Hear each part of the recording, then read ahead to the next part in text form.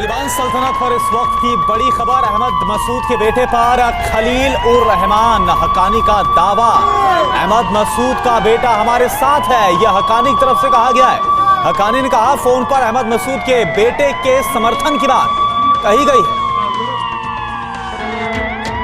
तालिबान के कब्जे में आने के बाद अफगानिस्तान से जहां एक तरफ डराने वाली, दिल दहला देने वाली तस्वीरें और वीडियो सामने आ रहे हैं, वहीं कुछ तस्वीरें और वीडियो ऐसे भी हैं जो इन कठिन हालात से जल्द ही बेहतर होने की उम्मीद दिलाते नजर आ रहे हैं। ऐसा ही एक वीडियो हाल ही में वायरल हुआ है। इसमें एक पिता अपने छोटे से बच्चे को हामिद करजई इंटरनेशनल एयरपोर्ट पर दीवार के उस पार अमेरिकी सेना को सौंपते हुए नजर आ रहे हैं। अमेरिकी सेना के अधिकारियों के अनुसार अब ये बच्चा वापस अपने पिता को सौंप दिया गया है और ये एयरपोर्ट पर पूरी तरह सुरक्षित है।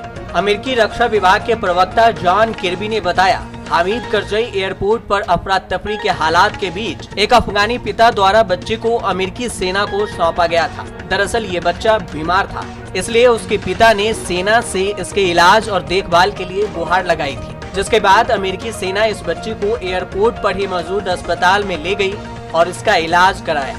इलाज के बाद अब इस बच्चे को वापस उसके पिता को सौंप दिया गया है और वो एयरपोर्ट पर पूरी तरह से सुरक्षित है। ये एक करुणा और प्यार से भरा हुआ काम था। अमेरिकी सेना ने इस मुश्किल मौके पर जिंदादिली और पेशेवर रवैया दिखाते हुए इस बच्चे के इलाज का इंतजाम किया।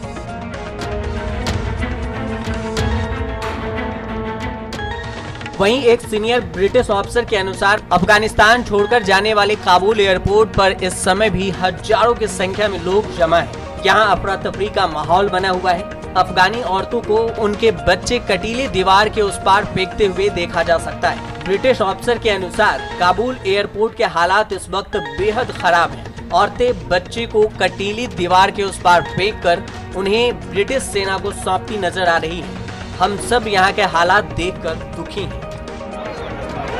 अफगानिस्तान में तालिबान के कब्जे के बाद से वहाँ के हालात दिन पर दिन खराब होते जा रहे हैं। तालिबान के डर से लोग देश छोड़ने को मजबूर हैं। राजधानी काबुल के एयरपोर्ट में हजारों की संख्या में लोग इकट्ठे हो रहे हैं। भीड़ को काबू करने के लिए तालिबान आतंकी हवा में अंधाधुंध गोलियां चलाकर उन्हें नियंत्रित कर रहे हैं। अमेरिका के नेतृत्व वाले सैन्य संगठन नाटो काबुल एयरपोर्ट को अपने कब्जे में बनाए रखना चाहता है। सदस्य देशों के विदेश मंत्रियों ने वर्चुअल मीटिंग में इस आशय का फैसला किया है। काबुल पर तालिबान के कब्जे के बाद अभी तक नाटो देशों के 18,000 से ज्यादा नागरिक वहां से बाहर निकाले जा चुके हैं। इससे कई गुना ज्यादा विदेशी नागरिक अभी काबुल और बड़े शहरों में मौजूद हैं।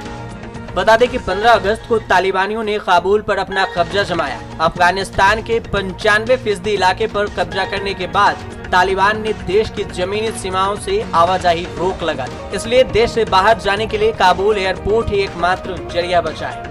उधर अमेरिका के राष्ट्रपति जो बाइडेन ने कहा है कि अमेरिका अफगानिस्तान में आतंकवाद विरोधी मिशन जारी रखेगा। बाइडेन के अनुसार अमेरिका अफगानिस्तान में आतंकी विरोधी अभियानों को लेकर फोकस रहेगा। उन्होंने कहा कि तालिबान अमेरिकी सैनिकों पर हमला करने की जरूरत करता है तो इसका तीव्र और करारा जवाब मिलेगा।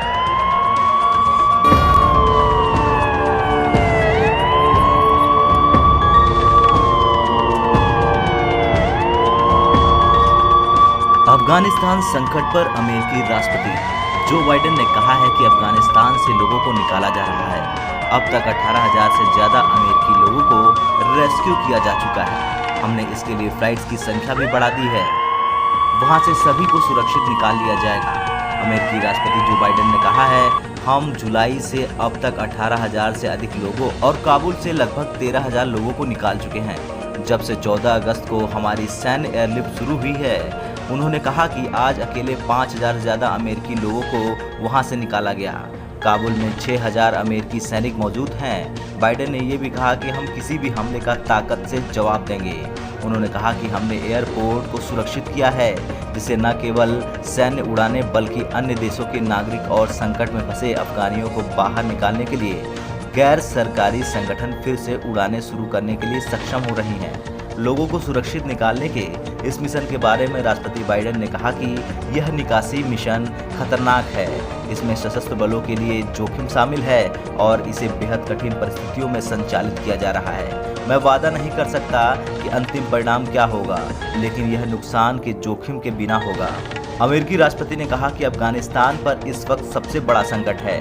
हमने 20 साल तक अफगानिस्तान के साथ मिलकर काम किया। हमने गंभीरता के साथ काम किया। उन्होंने जेल से निकले आतंकियों की ओर हमले की आशंका जताते हुए कहा कि जेल से निकले आतंकी हमला कर सकते हैं। आईएस के आतंकी सबसे बड़ा खतरा बन सकते हैं। अब अगर अमेरिकी सेना पर किसी तरह हमला हुआ तो इसे बर्दाश्त नहीं किया जाएगा। किसी भी हमले का ताकत के साथ जवाब दे दिया जाएगा। राष्ट्रपति बाइडेन ने आगे ये भी कहा कि नाटो के देश अमेरिका के साथ खड़े हैं। नाटो के देश अमेरिका के फैसले पर सहमत हैं। अफगानिस्तान में हमारा काम पूरा हो गया। हमने गंभीरता से अपने काम को अंजाम दिया। अफगानिस्तान से अब युद्ध खत्म करने का वक्त आ गया है। अफगान महिलाओं के बारे में उन्होंने कहा कि दुनिया भर के लोग महिलाओं के लिए दुआ करें। आईएस आतंकियों का जिक्र करते हुए राष्ट्रपति बाइडेन ने कहा कि तालिबान के लिए अफगानिस्तान में हालात ज़्यादा मुश्किल है। आईएस के आतंकवादी ज़्यादा खतरनाक हैं और अन्य आतंकी संगठन बड़ा खतरा बन सकते हैं। उन्होंने कहा कि अफगान संकट पर अगले हफ्ते G7 पर बैठक बुलाने पर सहमति हुई है। हमारी ब्रिटेन, फ्रांस और जर्मनी से बातचीत हुई है।